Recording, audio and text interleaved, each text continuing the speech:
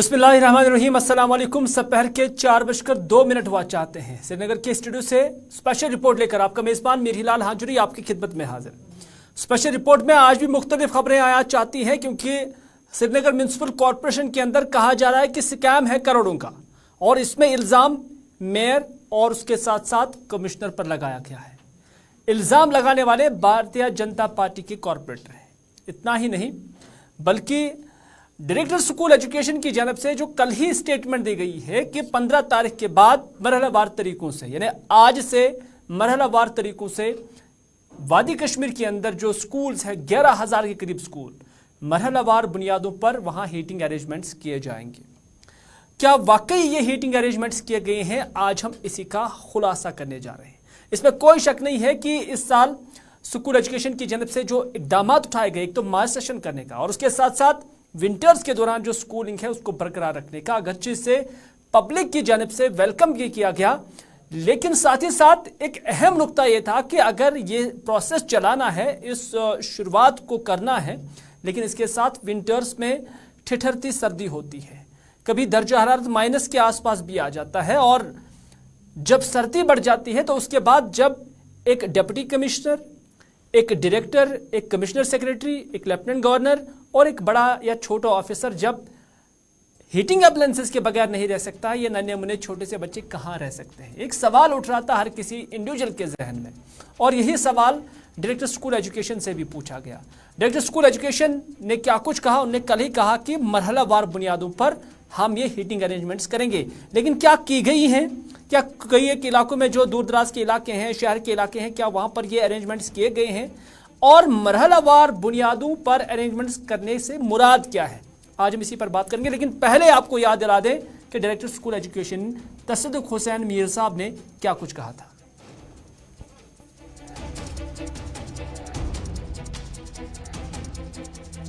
हमें ज़रूरत लग रही है वहाँ हम इन ग्रेजुअल वे हम हीटिंग अरेंजमेंट करें। ये 10 हमारे पास 11,000 के करीब स्कूल्स है, इन फेज मैनर हम इनको सबको, क्योंकि मार्च सेशन भी हो रहा है, इन सब को हम हीटिंग अरेंजमेंट दे रहे हैं। एज ऑफ नाउ जहाँ जहाँ चाहिए वहाँ लोकल जो हेड ऑफ इंस्टीट्यूशन है वहाँ फराहम कर रहा है। एज ऑफ नाउ अभी शुरू नहीं है गवर्नमेंट की तरफ से, 15 नवंबर से हो रहा है, तो उसके बाद हमारे चले 15 तारीख डेडलाइन थी, यानी आज की तारीख डेडलाइन थी, और आज के बाद हीटिंग अरेंजमेंट्स का जो शुरुआत है वो डायरेक्टर स्कूल एजुकेशन तसद्दुक हुसैन मीर साहब के मुताबिक या उसके कहने के मुताबिक शुरू हुआ होगा। कितने स्कूलों में शुरू हुआ है आज इसी पर खुलासा करेंगे, लेकिन पटन का वो स्कूल भी आपको दिखाएंगे जहां इस स्कूल को अभी विंडो पेन्स भी नहीं है, शीशे भी नहीं है। हीटिंग अरेंजमेंट्स तो दूर, लेकिन शीशे नहीं है जो बुनियादी ज़रूरत है। ये वो स्कूल है जिसकी तस्वीरें हम आपको दिखाने जा रहे हैं। ये पटन का स्कूल है, और इस स्कूल को आप देख सकते हैं पॉलीथीन लगाया गया है, और जब हमने यहाँ के मुंतज़मीन के साथ बात की तो उनका कहना है कि हमने अपने जेब से ये पैसा निकाला और उसके बाद हमने यहाँ पर ये जो पॉलीथीन है वो यहाँ पर लगाया, और पॉलीथीन लगाने के बाद यहाँ बच्चे इस कमरे के अंदर आने के काबिल रहते हैं। तो इस वजह से ये जो बच्चे हैं यहाँ अब आज पढ़ रहे हैं विंटर्स के अंदर एडमिनिस्ट्रेशन की जानिब से। यानी जब मैं कहता हूँ एडमिनिस्ट्रेशन, उसका मतलब टीचर्स नहीं, बल्कि CEO, ZEO, director school education, उनकी जानिब से अभी कोई सहूलियत इस स्कूल को नहीं दी गई है। लेकिन जब शीशे ही टूटे फूटे हों तो बच्चे कहाँ से आ सकते हैं? अगर हीटिंग अरेंजमेंट्स आप करेंगे भी तो फिर क्या वो हीट अंदर क्लास के अंदर रह सकती है?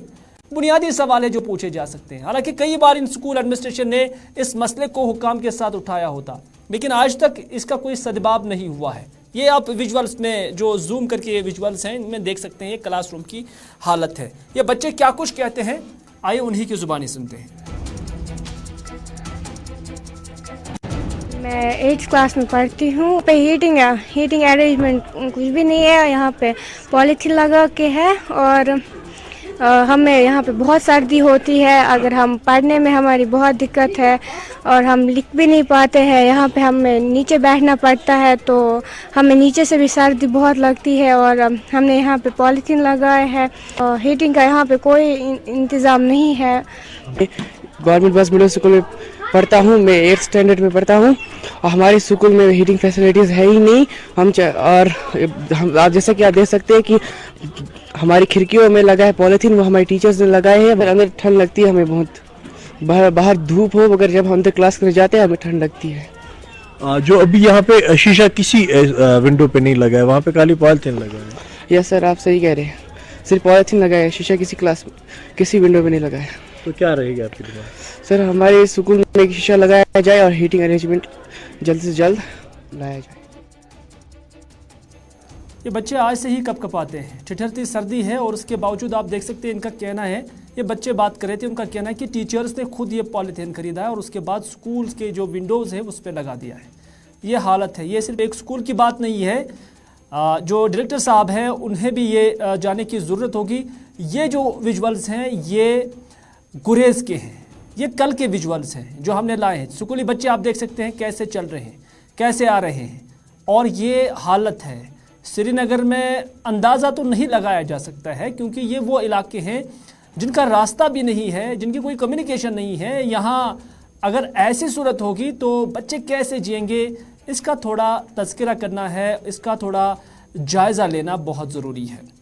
लेकिन हमने कहा कि ये सिर्फ यहाँ की हालत नहीं है, बल्कि कई सारे ऐसे स्कूल्स हैं जहाँ खिड़कियाँ नहीं हैं, दरवाजे नहीं हैं, शीशे नहीं हैं, लेकिन फिर भी इसके बावजूद बच्चों को वहाँ रहना पड़ता है और बच्चे पढ़ने के लिए यहाँ पर आ जाते हैं। हालांकि एक अच्छा कदम था, लेकिन अरेंजमेंट्स अगर पैरेलली इसके साथ हो जाते तो ज़्यादा अच्छा होता। ये हंदवाड़ा के कुछ शॉट्स हैं जो हम आप तक पहुँचाने की कोशिश कर रहे हैं।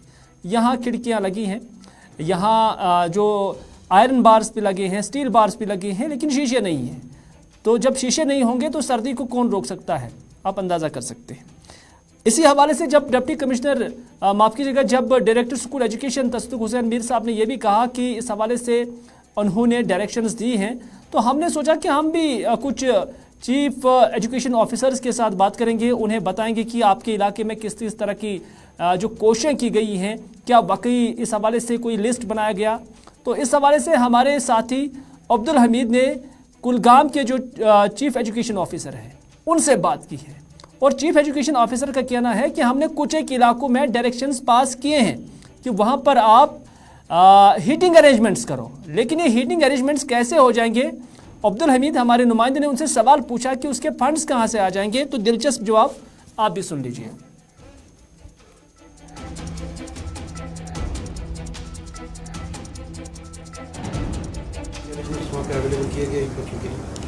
हाँ, बहुत सारे स्कूलों में हीटिंग अरेंजमेंट्स हैं, खास करके हमारा जो बालाई इलाका है, जोन देवसर आ गया और जोन डीएचपुरा, स्पेशली उन एरियाज़ में हमने कहा है कि आप हीटिंग अरेंजमेंट वहाँ पे करें, क्योंकि वहाँ पर सर्दी जो होती है वो बाकी इलाके के मुकाबले में ज़्यादा होती है। जो अभी हमने इंस्ट्रक्शंस पास किए हेड ऑफ द इंस्टीट्यूशंस को, हमने उनको क्लियरली कहा है कि जब तक हमें डायरेक्टरेट से फंड्स नहीं आते तब तक वो जो अपने स्कूल के लोकल फंड्स होते हैं उनमें से आप हीटिंग अरेंजमेंट करेंगे। वो लोकल फंड्स होते हैं कि हम बच्चों से फीस लेते हैं, उनमें से कुछ फीस जो रहती है वो हेड ऑफ द इंस्टीट्यूशंस के पास रहती है, जो कि इस पढ़ाई के लिए या कोई एक्टिविटी करने के लिए वो इनका इस्तेमाल कर सकते हैं। डायरेक्टरेट से अभी कोई चलिए नाज़रीन, ये CEO कुलगाम थे जिनके साथ हमारे नुमाइंदे ने बात की। उनका कहना है कि हमने डायरेक्शंस पास किए हैं और हमने जो स्कूल्स के हेड्स हैं उनसे कहा है कि जो आपके पास बच्चों का फ़ीस आता है, और डिटेल में उन्होंने कहा, जब उनसे पूछा गया कि ये फ़ीस कहाँ से अरेंज होता है, फंड्स कहाँ से आ जाएंगे, तो उन्होंने कहा कि ये बच्चों का फ़ीस होता है और उसी से ये खर्च करेंगे, लोकल फंड जिसे नाम दिया गया है। अब हम टीचर्स फोरम के जो सदर हैं मोहम्मद अमीन, उनके साथ भी बात करने की कोशिश करेंगे, क्योंकि आखिरकार एक टीचर ही होता है जो ज़मीनी स्तर पर स्कूलों के अंदर बच्चों को पढ़ाता है। सर्दी से ये टीचर भी मुतासिर हो सकता है। ये विजुअल्स भी आप देख सकते हैं, किसी और इलाके के जो विजुअल्स हैं वो हमारे पास पहुँचे हैं, और इसमें साफ आप देख सकते हैं कि खिड़कियाँ ही नहीं हैं। तो क्या अब जो CEO का मानना है कि कुछ एक इलाकों के अंदर डायरेक्शंस पास हुए हैं और लोकल फंड से ये अरेंजमेंट किया जा सकता है। अमीन साहब, आपका खैर मकदम है। जानने की कोशिश करेंगे कि ये लोकल फंड्स होते क्या हैं, क्योंकि हमने सुना है कि शायद बच्चों से फीस वसूल नहीं किया जाता है। सरकारी स्कूल है, मुफ्त पढ़ाई है, किताबें भी मुफ्त देते हैं, यूनिफॉर्म भी मुफ्त देते हैं। तो कौन सा ये फीस है जो हासिल किया जाता है बच्चों से और उसके बाद इसे आज जो अरेंजमेंट्स करने हैं हीटिंग के, उसके लिए बरोईकार लाया जा रहा है। से कहूँ कि जो आपको इन्फॉर्मेशन है किसी ज़िला से कि हम तलबा से कोई फ़ीस वसूल करते हैं, मैं आपको वसूख से कहता हूँ कि प्राइमरी और एलिमेंट्री के लिए कहीं 10 रुपये का फ़ीस भी नहीं लिया जाता है। आप हर स्कूल से ये मालूमात हासिल कर सकते हैं, हर ज़िले से मालूमात हासिल कर सकते हैं कि हमारे स्कूलों के अंदर एलिमेंट्री और प्राइमरी का जो सेक्टर है वहाँ पे हर सूरत में मुफ्त तालीम है। कहीं स्वीपिंग के लिए भी हमारे असातिज़ा, हमारे हेड्स ऑफ द इंस्टीट्यूशन जो हैं वो बेचारे तरस रहे हैं कि हम स्वीपिंग के लिए अगर किसी को 10 रुपये, 20 रुपये, 100 रुपये महीने का दे देते। और आपको मैं ये भी कहूँ कि हमारे असातिज़ा खुद झाड़ू उठाकर सफाई करते हैं स्कूलों के। अगर उनके पास ये ज़राया होते, लोकल फंड होते, तो शायद वो खुद इसके लिए मजबूर ना होते कि वो झाड़ू उठाकर खुद स्कूलों की सफाई करते। मैं इसमें फ़ख्र समझता हूँ कि मेरा उस्ताद स्कूल की सफाई भी करे, पढ़ाई भी, ये सब चीज़ें हैं क्योंकि ये सदका जारिया है उनके लिए। लेकिन ये कहना कि लोकल फंड्स, हमारे पास लोकल फंड्स हैं कौन से, ये मेरी जहन से बाहर है। हाँ, fees 9th 10th 11th 12th से ली जाती है, इसमें कोई शक नहीं है, लेकिन वो बोर्ड रजिस्ट्रेशन है, उनका एग्ज़ाम होता है, उसके लिए फ़ीस ली जाती है। वरना हमारे पास एलिमेंट्री सतह तक कोई लोकल फंड नहीं है जिससे हम गर्मी का इंतज़ाम करें, जिससे हम स्कूलों की देख रेख करें, जिससे हम टूटी खिड़कियाँ ठीक करें, जिससे हम वो फटे शीशे उनको लगाएं। वो फंड हमारे पास नहीं है। बिल्कुल अमीन साहब, जब हम अव्वल से लेकर 8वीं जमात तक का देखते हैं तो उन बच्चों के, उनसे आप कोई सालाना फ़ीस भी वसूल करते हैं या कि कोई और फीस जिसे लोकल फंड्स के साथ जोड़ा जा सकता है, तो वो ख़ास तौर पर मैं उन्हीं बच्चों का जिक्र करना चाहूँगा। तो है कोई फीस? हाँ, सही बात है। आपने जो एरिया चुना है प्राइमरी और एलिमेंट्री, देखिए प्राइमरी और एलिमेंट्री हमारे स्कूल एजुकेशन का फाउंडेशनल स्टेज है। यहाँ से जिस तरह की तालीम होगी वहाँ से जाके आगे हमारा फाउंडेशन बन जाता है। लेकिन जहाँ तक हमारे लोकल फंड्स की बात है, 2018 के बाद एक सर्कुलर आया कि आप बच्चे से किसी भी किस्म की फ़ीस हासिल नहीं कर सकेंगे, और अगर कहीं ऐसी शिकायत होगी भी तो जाड़ियो साहिबान, हमारे रेस्पेक्टेड सीओ साहिबान, डायरेक्टर साहिब उसकी संजीदा नोटिस लेते हैं कि आपने किस ज़ुमरे के तहत और किस आर्डर के तहत फ़ीस ली। मेरी जहन से ये बात बिल्कुल बाहर है कि कोई local fund up to elementary level होता है। हाँ, इसमें कोई शक नहीं है, सरकार की तरफ से मेंटेनेंस ग्रांट आता है, स्कूल ग्रांट आता है, टीचर्स ग्रांट आता है, TLM चार्जेस जो आते हैं, तो स्कूल के रख रखाव में उसके यहाँ पर सीओ साहब का कहना है कि हम बच्चों से जो फीस हासिल करते हैं किसी भी सूरत में एलिमेंट्री सतह तक कोई भी फीस बच्चों से नहीं ली जाती है। आप कंफर्म है? बिल्कुल अपनी जगह पर आप मुतमईन हैं? क्योंकि एक तरफ सीओ साहब बात कर रहे हैं तो इसी वजह से वो गलत भी नहीं बोल सकते हैं। नहीं, मैं कहता हूँ सीओ साहब ने, आप पता नहीं क्यों से सेक्टर की बात की। मैं सीओ साहब को कंट्राडिक्ट इस बात में, हो सकता है उसने 9th 10th 11th 12th की बात की, लेकिन जहाँ तक एलिमेंट्री सतह तक की बात है वहाँ कोई लोकल फंड नहीं होता है और वहाँ कोई फीस नहीं ली जाती है।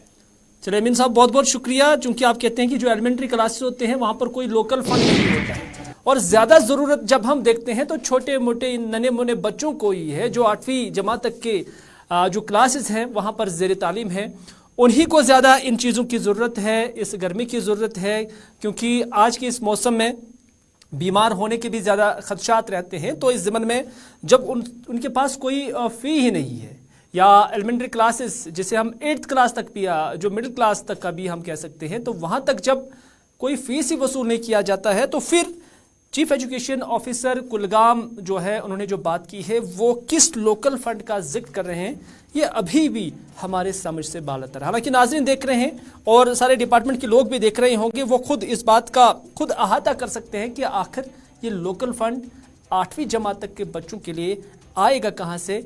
जैसे कि क्योंकि हम ज़्यादा इसमें महारत नहीं रखते हैं, ज़्यादा तजुर्बा हमने इसका नहीं है, लेकिन हमने इसीलिए टीचर्स फोरम के जो सदर हैं मोहम्मद अमीन, हमने इन्हीं को इसलिए इस प्रोग्राम के लिए मदऊ किया ताकि ये ग्राउंड पर काम कर रहे हैं और यही हमें ग्राउंड की जो असल हकीकत है वो बताएंगे। और जो हकीकत है, हमने CEO को भी चलाया, हमने डायरेक्टर स्कूल एजुकेशन को भी चलाया और हमने टीचर्स को भी चलाया, और बच्चों की जो कहानी है वो भी हमने आपकी खिदमत में हाजिर रखी है।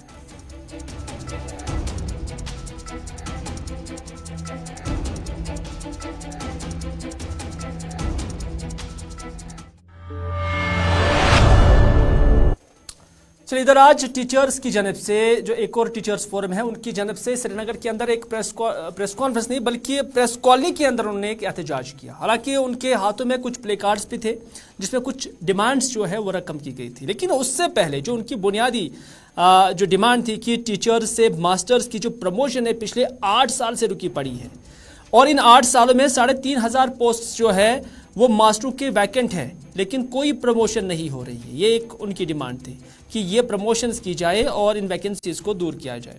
दूसरा इनका कहना है कि साल 2011 से कोई भी हेडमास्टर कंफर्म नहीं हुआ है, बल्कि उन्हें इंचार्ज बुनियादों पर ऐसे ही जुबानी रखा है। उन कंफर्मेशन ऑर्डर जो है किसी भी हेडमास्टर को नहीं आया जो प्रमोशन हो जाती है।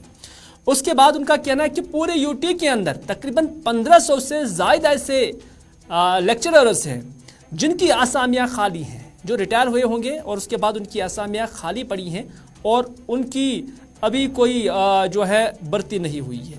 तो इस तरह से उनका कहना है कि कागजों में बहुत कुछ दिखाया जा रहा है लेकिन ज़मीनी स्तर पर कुछ भी कंक्रीट नहीं हो रहा है। लेकिन उससे बढ़कर उनका एक अहम बात कहनी है। उन्होंने कहा कि सफाई कर्मचारी हो, लैंड ओनर्स हो, चौकीदार हो और कुक कम हेल्पर्स हो, ये वो तबका है जो 200 रुपये से लेकर 1000 रुपये माहाना सैलरी या उजरत लेते हैं और उनका कहना है कि सरकार ये रकम तक भी उन्हें फराहम नहीं कर पाती है और ये भी अब टीचर्स ही अपनी सैलरी से या अपने खाते से अदा करते हैं। ये टीचर्स कहते हैं जो आज श्रीनगर के अंदर प्रेस कॉलोनी में आए हुए थे और एहतजाजी मुजाहरा कर रहे थे। क्या कुछ कह रहे थे उन्हीं की जुबानी सुनते हैं। 8 साल में अगर हम देखेंगे 3500 पोस्ट्स मास्टर पोस्ट्स यहाँ पर खाली हैं, कोई प्रमोशन नहीं है। और दूसरी जो प्रमोशन मास्टर को मिलती है वो तो 25 साल के बाद 28 साल के बाद सर्विस के बाद मिलती है गैजेटेड प्रमोशन, वो भी इंचार्ज सिस्टम है। और इंचार्ज सिस्टम यहाँ तक आ गया है कि 2011 के बाद कोई हेड मास्टर हमारा कन्फर्म नहीं हुआ है। लेक्चरर तो हुए कुछ और अभी भी फाइलें पड़ी हैं वहाँ पर। दूसरी बात है कि 400 450 आसामियाँ यहाँ पर हेड मास्टर्स की खाली पड़ी हैं। एक रीजनल डिस्पैरिटी यहाँ पर पैदा हुई है। यहाँ जम्मू में 2009 तक मास्टर्स प्रमोट हो गए जो हेड मास्टर्स बने और यहाँ पर कश्मीर में 2006 तक हमारी प्रमोशन हो गई। हम चाहते हैं कि रीजनल डिस्पैरिटी दूर होनी चाहिए। यहाँ जो हमारे पोस्ट ग्रेजुएट्स हैं उनकी प्रमोशन लेक्चरर हो जाती है 15 साल 20 साल के बाद, मगर बदकिस्मती से हमारे इस यूटी में इस वक्त। नाज़रीन, बात करते हैं सियासत की। अपनी पार्टी के जनरल सेक्रेटरी रफ़ी अहमद मीर की जानब से आज प्रेस कॉन्फ्रेंस दी गई है और इस प्रेस कॉन्फ्रेंस के अंदर उन्होंने आज जेलों का जिक्र किया, कैदियों का जिक्र किया। कैदी और जो जेल है वो न सिर्फ मकामी बल्कि जो जम्मू कश्मीर से बाहर जेल है वहाँ पर कश्मीर के लोग सैकड़ों में बंद है। ये रफ़ी अहमद मीर का कहना है। उन्होंने कहा कि बहुत सारी इतलात हैं कि कई सारे लोग जम्मू कश्मीर और जम्मू कश्मीर से बाहर अलग अलग जेलों में मुकीद हैं और अपनी पार्टी ने यह फैसला किया है कि हम जम्मू और कश्मीर में 2 अलग अलग कमेटियां हमने बनाई हैं जो जेलों में बंद लोगों को कानूनी मदद फराहम करेगी। ये रफ़ी अहमद मीर का कहना है। उन्होंने इस हवाले से आज प्रेस कॉन्फ्रेंस के जरिए या मीडिया के जरिए उन लोगों को जो मुतासरीन हैं या जिनके लवाहिकीन जेलों के अंदर बंद है उन तक ये इन्फॉर्मेशन पहुँचाने की कोशिश की है कि अगर उन्हें कोई भी लीगल एड चाहिए, कोई भी कानूनी सलाह मशवरा चाहिए, कोई भी कानूनी मदद चाहिए तो वो जो 2 कमेटियां अपनी पार्टी ने बनाई हैं उनके साथ रब्ता करें ताकि वो उन्हें लीगल एड फराहम करने में मदद फराहम करे। रफ़ी अहमद मीर क्या कुछ कहते हैं, आइए देखते हैं। हमारी इतलात अभी ये है कि बहुत से लोग जम्मू कश्मीर के जेलों में ही नहीं बल्कि रियासत से बाहर यूटी से बाहर भी जो जेल है वहाँ बहुत लोग बंद हैं। इसमें कई सियासी लोग हैं जो हमारे नज़रिया से ताल्लुक़ नहीं रखते हैं, कई नौजवान हैं और कई लोगों का बहुत लोगों का ये इसरार है कि बहुत से मासूम लोग भी जेलों में बंद हैं। इसलिए हमारी पार्टी का ये मानना है कि इन लोगों को बहुत ही मदद की ज़रूरत है, इनको लीगल हेल्प की ज़रूरत है और कदम में जितना भी इनको मदद करनी चाहिए वो हमने फैसला किया है कि हम इन दोनों किस्म के लोगों की मदद करेंगे ताकि एक अच्छा माहौल यहाँ पर पैदा हो जाए और लोगों के जहनों में ये है कि जो बिला वजह की पकड़ दकड़ है या सियासी नज़रिया मुख्तलिफ रखने वालों की पकड़ दकड़ है उनको लीगल वे में भी एग्जामिन किया जाए और उनको मुसीबतों से आज़ाद भी किया जाए। हमारा ये मानना है कि बहुत से ऐसे लोग हैं जिनके घरों में ये वुसअत नहीं है, जिनकी ताकत नहीं है, जिनका मैन पावर घरों में नहीं है कि वो हुकाम तक पहुँचे, वो अदालतों तक पहुँचे। इसलिए हमारी पार्टी ने 2 कमेटियाँ बनाई। हमने अनाउंस किया है कि हम सूबे जम्मू में एक कमेटी बनाएं और इस यूटी में सूबे कश्मीर में एक कमेटी बनाएंगे। सूबे कश्मीर की जो कमेटी इधर आज म्यूनसिपल कॉरपोरेशन के एक कॉरपोरेटर की जानिब से भी प्रेस कॉन्फ्रेंस दी गई है। भारतीय जनता पार्टी से इनका ताल्लुक है, नज़ीर गिलकार इनका नाम है। प्रेस कॉन्फ्रेंस दी है और बड़े इल्ज़ामात जो है वो श्रीनगर म्यूनसिपल कॉरपोरेशन के मेयर और कमिश्नर पर लगाए हैं। हालांकि उनके साथ हमारा राब्ता नहीं हुआ है, इन एलिगेशंस पर कितनी सदाकत है ये जानने का हमें भी मौका नहीं मिला, लेकिन इतना ज़रूर है कि इलेक्टेड कॉरपोरेटर है, इन्होंने कहा कि 38.64 करोड़ रुपए जो बजट था macadamisation of roads in Srinagar city, particularly जो एसएमसी का अहाता है या एसएमसी के इलाके हैं, वहाँ पर बजट था 38.64 करोड़ रुपए और उसमें से 31 करोड़ रुपए के आसपास का जो बजट है वो सिर्फ जड़ीबल हल्का इंतखाब और हजरतबल हल्का इंतखाब पर खर्च किया गया है। ये नज़ीर अहमद गिलकार का इल्ज़ाम है। उन्होंने इसे स्कैम का नाम दिया है। उन्होंने कहा कि ये फंड्स रोड मैग्नीमाइजेशन के लिए इस्तेमाल करने थे, लेकिन ये सिर्फ 2 हल्के इंतखाब, 2 असेंबली हल्के इंतखाब के लिए जो है इस्तेमाल किया गया। हालांकि उन्होंने खुलकर नहीं बताया, लेकिन इतना ज़रूर उसने बताने की कोशिश की है इशारों में, कनायों में, कि जो मेयर साहब है वो आइंदा का जो इलेक्शन है कहीं ना कहीं हजरतबल से लड़ने जा रहे हैं और इसी वजह से वहाँ पर आज वो इस तरह की जो इन्वेस्टमेंट है, सरकारी इन्वेस्टमेंट वहाँ पर कर रहे हैं। और उन्होंने कहा कि इन इलाकों में उन इलाकों में भी मैग्नीमाइजेशन की गई जो ग्रीन बेल्ट के अंदर आते हैं, जहाँ एनओसीज की ज़रूरत होती है, लेकिन वहाँ एनओसीज हासिल नहीं की गई है। और उनका इल्ज़ाम है कि ये एक स्कैम है और इसमें 2 लोग बराह रास्त मुलविस हैं। नज़ीर गिलकार क्या कुछ कहते हैं, आइए आप भी देखिए। जो श्रीनगर म्युनिसिपल कॉरपोरेशन है, सेंटर गवर्नमेंट की तरफ से 38.63 करोड़ रुपीस आए हैं मैग्नीमाइजेशन के लिए, खाली श्रीनगर म्युनिसिपल कॉरपोरेशन के ज्यूरिडिक्शन में, क्योंकि डिस्ट्रिक्ट श्रीनगर में बीडीसी भी है, डीडीसी भी है, पंच भी है, सरपंच भी है। वो छोड़ के खाली जो डिस्ट्रिक्ट श्रीनगर म्युनिसिपल कॉरपोरेशन के हदूद में आता है, उसके लिए हमारे पास जो फंड्स आए थे वो आए थे 38.63 करोड़, बट अनफॉर्चुनेटली उसमें से 31 करोड़ रुपीस लगे हैं 2 कॉन्स्टिट्यूंसी में, एक तो जड़ीबल में, एक तो हजरतबल कॉन्स्टिट्यूंसी में।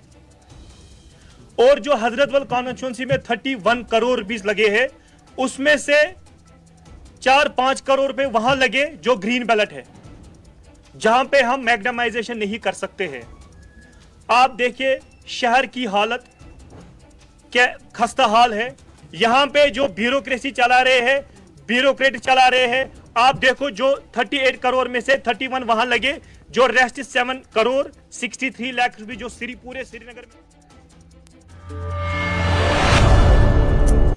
नज़र खबरें और भी थी, क्योंकि जम्मू श्रीनगर कौमी शाहराह पर ट्रैफिक रवां दवा है। हालांकि सुबह कुछ वक्त के लिए उसे बंद कर दिया गया था और उसके साथ साथ जोजिला रोड जो है अभी भी बंद है, स्लो क्रेन इसका काम जारी है।